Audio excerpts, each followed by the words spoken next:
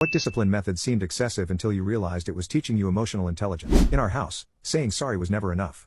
When my siblings and I messed up, whether fighting with each other, breaking something valuable, my parents had a consequence that felt like torture. The apology essay, it worked like this.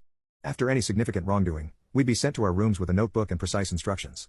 The essay had to include 5 specific components. What happened with complete honesty, why our actions were harmful, how the other person might have felt, what we could have done differently, our plan to make amends. There was no minimum length, but the essay had to address all 5 points thoughtfully. My parents would review it, and if any section seemed rushed or insincere, back to our rooms, we went for a revision. I hated these essays with a burning passion. At age 9, writing about my feelings seemed like cruel and unusual punishment. I'd rather have been grounded for a month. The worst part, after completing a satisfactory essay, we still had to read it aloud to whoever we had wronged and have a conversation about it. My sister became a master of efficiency, writing neat, concise essays that hit all the points. My brother went the opposite direction with dramatic, emotional narratives. I was somewhere in between, often getting sent back for revisions when I tried to minimize my role.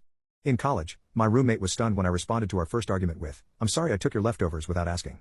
I wasn't thinking about how you've been looking forward to them. It was inconsiderate and violated your trust.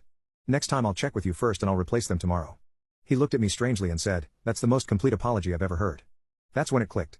Those dreaded essays had trained me to process emotions, take responsibility, and repair relationships, skills most adults struggle with their entire lives. What I thought was excessive punishment was actually emotional intelligence boot camp. And I graduated with honors.